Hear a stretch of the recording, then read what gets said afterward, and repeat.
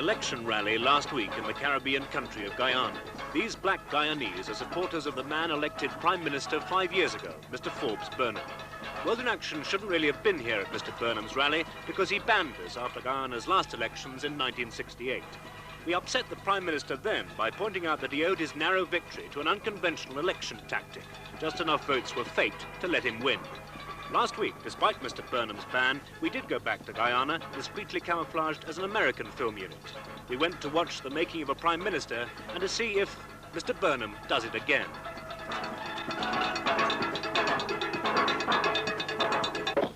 I've got on my list a Barbara Curtis, who gives this address as her address. Never heard of a woman of that name. How long have you been here? About 15 years. Anyone live upstairs? No, nobody. In this World in Action film, made in 1968, we annoyed Mr. Burnham by checking on the 40,000 Guyanese voters he claimed were living overseas in England. The film showed that the vast majority of these Guyanese, supposedly alive and well in the back streets of Britain, just didn't exist. They'd been invented. Despite our report, these invisible voters later appeared in the ballot boxes of Guyana in large enough numbers to give the Prime Minister a working majority. Come in front, comrades, come in front, come in front! Come on, comrades, come on, come on! So that the leader can see those faces, those happy faces, those PNC faces. Last week, Mr. Burnham went to the polls again. Since 1968, Forbes Burnham has become a considerable statesman among leaders of the Third World, who recently conferred in Guyana.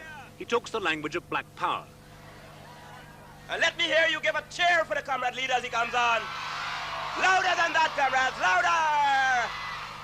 Though helped to power by America's CIA, Mr. Burnham has recently taken a sharp left turn to establish links with Russia, Cuba and China and nationalize some foreign-owned industry. But unfortunately for the Prime Minister, this international success has not removed his problem of winning votes in Guyana. It is not for me to tell you in which direction a bright future lies. It would be, on my part, an imposition on your intelligence to tell you which of the political parties can offer you the future which you want and the future which you deserve. Tomorrow, I ask you to make your decision. Make it conscious of the fact that not merely does your future depend upon that decision, but the future of your children, the future of generations yet unborn. Mr. Burnham's problem is that he's black, and so are most of his party. Unfortunately for these descendants of African slaves imported by the British, they're outnumbered by the brown descendants of Indian laborers, also imported by the British to this small South American country. Guyana is isolated between Venezuela and Brazil on the northwest corner of the continent. The Indians, opposed to Burnham, have just over half the population, and they're increasing faster than the Africans. The black Guyanese make up some 30% of the country and provide Mr. Burnham's electoral base. The rest are of mixed or European descent or belong to the original Amerindian tribes of the interior.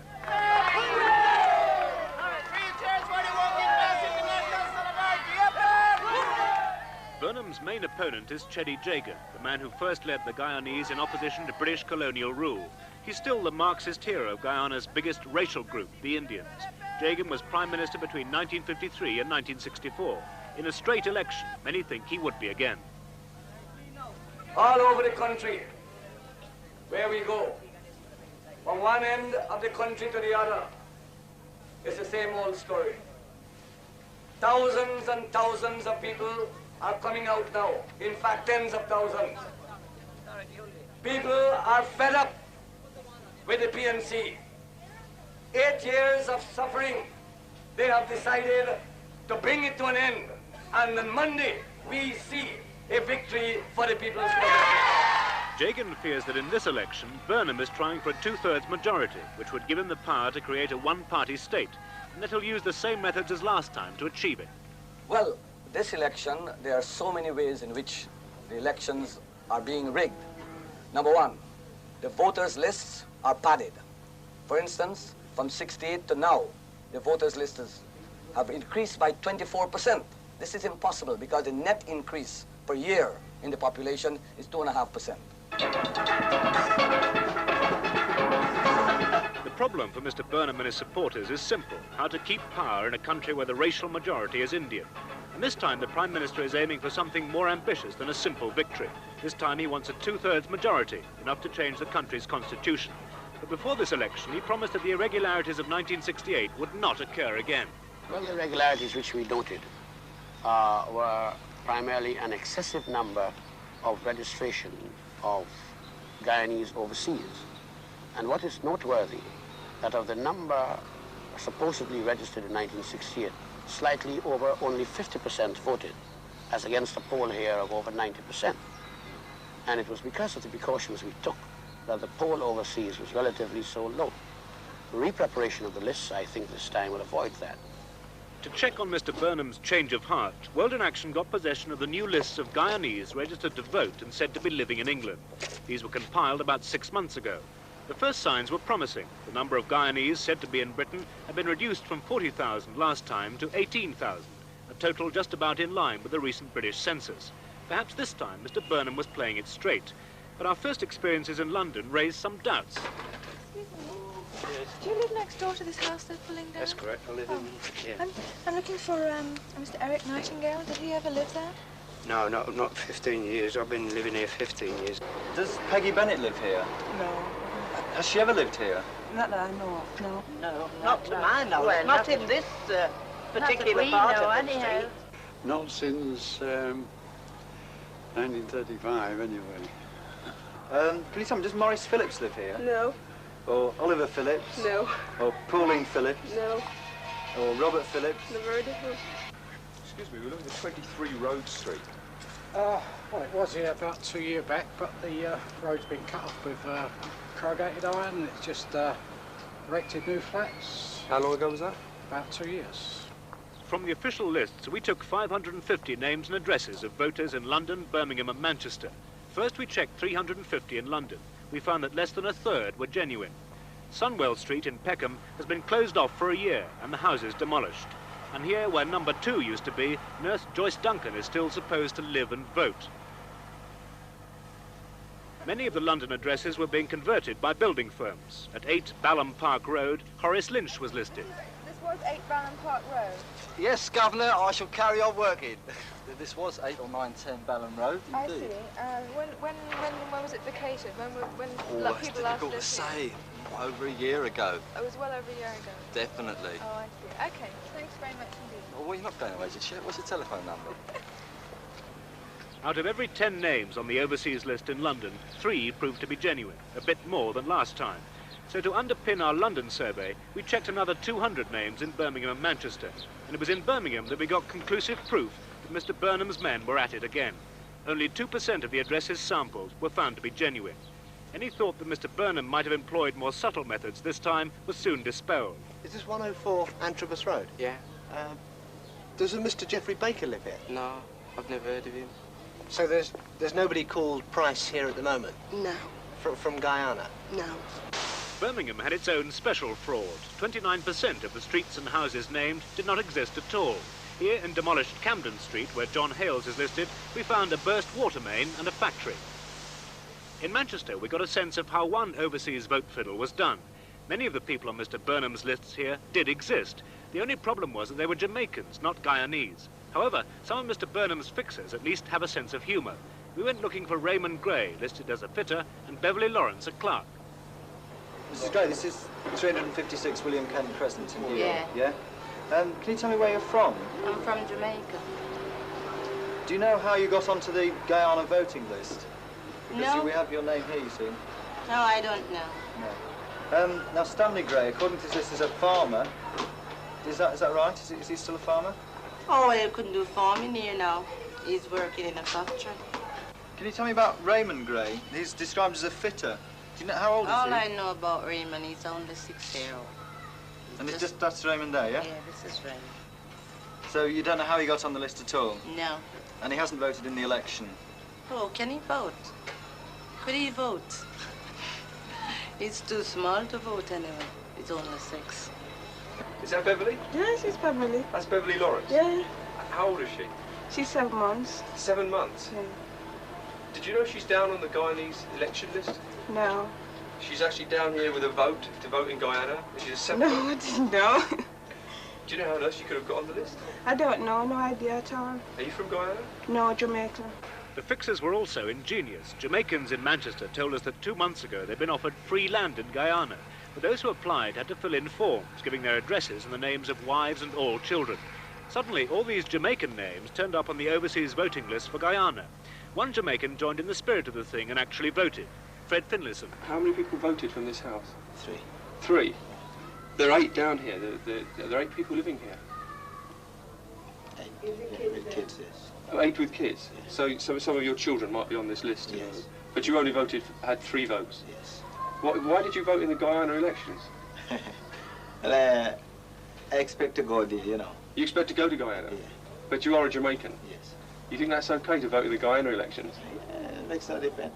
But what difference does it make? In 1968, the fake overseas vote gave Mr. Burnham a working majority. This time, there were 33,000 overseas voters. In Canada, there were 3,000 Guyanese registered to vote. Next was the United States, which had 7,000 on the list. But the biggest single group was in Britain, which had 18,000 people registered. Being extremely generous, we accepted that a third of these were genuine. Though unlikely, this would make a maximum of 6,000 bona fide voters here. But that still means that up to 12,000 votes had been invented in Britain for this election. A spot check in America suggested a similar pattern over there. Just off Trafalgar Square in London is the office of the Guyana High Commission. The chief election officer for the overseas vote in Britain is Guyana's High Commissioner, Sir John Carter. He personally took the votes cast back to Georgetown, the capital of Guyana, before the election. Having established that many voters in Britain did not exist, we now wanted to see if Mr. Burnham would get that 2/3 majority.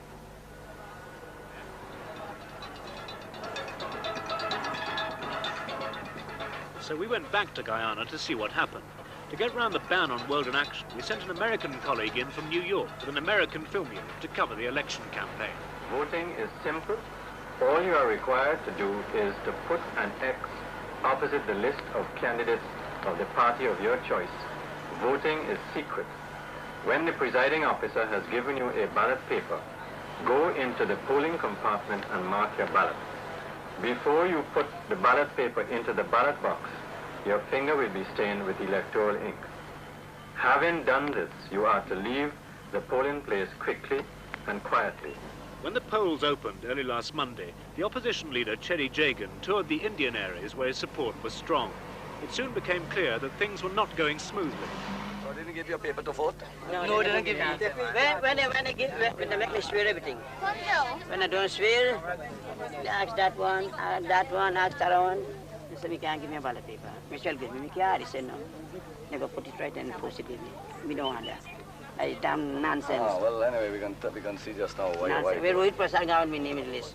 And he has no, what else happening here? Down at the polling station at the new road there.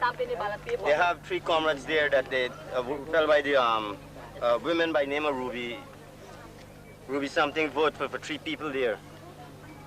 I can't remember the title. Isn't it that only 2 people can vote for 2 proxies you can cast? Among the crowds in the first district was one Indian who listed his complaints for us. From industry to Montrose, there are approximately 370 persons voted by postal voting. And in it I have seen quite a number of people who are already dead. For instance, Benjamin Kunar, a doctor, has died over 2 years now. Lamy Bacchus, an old chauffeur, has died over a year now. Bakshali has died over 2 years. Mr. and Mrs. Archer has died over a year now. Allen has died about 2 months now. There are dead people, there are underage people, there are names of people who do not exist on the voters list. We have tremendous support in these areas, but this is a means of disenfranchising our supporters. You have to tell our chap in there to tell the officer that they must do the staining after the man goes. The police officer do not allow nobody to go up. They don't want to hear They even give me a rough time if you want to go offer these people some things to eat. No, this is the situation. This lady is a voter. She voted last election. Now her name is not on the voters list. Was it on the list before? First list? Yes. Yes. It was in the first list that came out first for this election? Yes. Your name was there? Yes. And now your name not there? Yes. All right, that's one case. Okay, very good. It wasn't just Jagan's party that complained of fraud. Dr. G. Kumar is the leader of the Conservative Liberator Party. Well, the main thing, the theme running through the entire election procedure really is one of fraud. This has occurred at various levels. There were people who were dead who voted. There were people who went to vote who had never signed any proxy forms, who had never signed any postal vote forms. And yet when they turned up to vote, they were told that they had already voted by post. When these people would complain, some of them were just sent off. Some of them were allowed to sign a tendered ballot. A tendered ballot is a colored paper which they would sign. It's mainly to give satisfaction to the voter because it's not counted at the end of the day. And Mr. Burnham's former Minister of Home Affairs, Llewellyn John, leading another small Conservative party, was also worried. Well, to some extent, fraud is not necessarily fraud, but it can lead to fraud. In other words, as I said, any system of elections is subject to manipulation, fraudulent manipulation. And if you have the methods which are so weak, particularly when you control the election machine, it will naturally lead to some measure of fraud. The ultimate insult for Mr. John was the appearance of his own parents as postal voters. They both died 2 years ago. As election day wore on, the opposition offices were swamped by people complaining of being cheated. All around they're watching me, the constable and the other girls, and all of them see what happened. He didn't tell you why he's putting it? No, he didn't tell me any explanation. No. When you came in, they called your name? Yes, they called your number? Yes, I. You showed your identification card? Yes. And so you weren't allowed to vote then? Yes, I vote. But your vote isn't put in the regular ballot box? That's right. And they mark your finger? Yes. They mark your finger? Yes. That you voted? Yes. But your vote doesn't go in the regular box, and you were given no explanation whatsoever? They didn't want to hear. They showed me the way to walk out. And they said they voted already. They said you voted already? Yes. By proxy? They told you how? They said I voted already and I never... For an underdeveloped country, a remarkable number of Guyanese, 93%, can read and write. The interest in politics is also intense, and the right to vote, so long demanded before independence, seems highly valued. Yeah, they said that I voted already. And you did not vote already? No, I never voted yet. I didn't even sign the paper. And as soon as I enter, the young lady that is there asked me my name, and I told her when she do, she find it in the list. She said, you cannot vote now no more because you vote by postage. I said, what? Postage by what I now cross? And they tell me that I vote as postage. The sergeant has some paper in his hand. He said, this is only police paper. And after he told me that I got to turn away, they have the inspector sit down side of him. He called me twice, and I stepped. I said, what you call me for? He said, come and tell me who you're voting for. I came back 2 steps, and I did not afraid to tell him, Frank, I'm voting for Teddy. Then he called me, and I walked right out. I said, no time for you, and I walked right out, and I fetch a car, and I come at the Freedom House. You voted? I voted. You went to vote? Yes, and this is your ID card. You went to vote, and they said someone had voted for you at 6:30 a.m. You have a march on what street? Huh? Wellington Street. Wellington Street. Why don't you get your ID card, too? Get your ID. You didn't sign any paper? No. You didn't sign proxy? No. You didn't sign postal vote? No. You didn't sign any paper? How many times you voted before in the other elections? You voted in many. I know you from years. You vote here, 1968? I vote in a street called Main Street when I used to live in New Market Street. I always vote. Yeah, but in the last elections you voted the same place, and this time you were refused to vote. They refused to allow you. You can't come and tell me somebody vote for me. Now, what happened when you went there? I went there, and the fella asked me if my name is Walter Upton. I said yes. I told him my name before. He said, you already voted. I say, I never voted as yet. Look at my fingers. He gave me a Bible, and I take a swear. He said, okay then, give me a tendered ballot to vote on. I say, I want to refuse to do that, and I leave. Do you know if other people have suffered the same fate? There are 13 more which I meet outside, and they have said to me the same thing was to happen to me, happened to them. What happened, sir, myself and wife went to vote. And when I go, my wife vote. And my wife and me, I married my wife 14 years, up to now we live together. Nobody come to me, no, I signed no paper from the last vote. When I go, they say, somebody vote for your proxy vote. I say, how that can be? In other words, they claim that somebody voted for you. How it can be, sir? Yes. You can pay my debt. You, my son, you can pay my debt. I hope. How that can be unfair? I say it's unfair. So they would not let you vote? No. I have my card with me, everything checked. Nobody says somebody vote proxy vote. How proxy? I'm not blind. I can read and write. I ride on bicycle. I have a bicycle downstairs. Did you ask at any point for a proxy for someone else to deliver your vote? They said you can't vote. They said you cannot vote, and they said that somebody has voted for you. Yes, sir. That is unfair, sir. I can't take it so. From people in other parties, even Burnham's own PNC, we collected sworn statements about how they lost their votes, like top sports broadcaster Ian Haynes. I was told by the polling officer that I had already voted. But I told him this was impossible, so he advised me to check with the returning officer for that station, who told me I had already voted by proxy. I also found out, from looking through the list, that my sister, who is in America right now, and has been for the last 5 years, my mother, who's there for the last 5 weeks, and my father, who's alive, and I left him at home, we had all voted already. But if a postal vote, if a vote was cast in my name, and I didn't vote, something is wrong somewhere. So somebody got to be lying. And he stopped the line from voting and explained to me properly that you mightn't be a postal voter, but you is a registered dead voter. He said that you were dead. That night, when the polls closed, the government lorries carrying disputed ballot boxes into the capital ran into trouble. The opposition had been promised that their agents would be allowed to travel with the boxes, but on election night this promise was broken, and Indians clashed with Burnham's black soldiers escorting the boxes. In one district, 2 Indians were shot dead.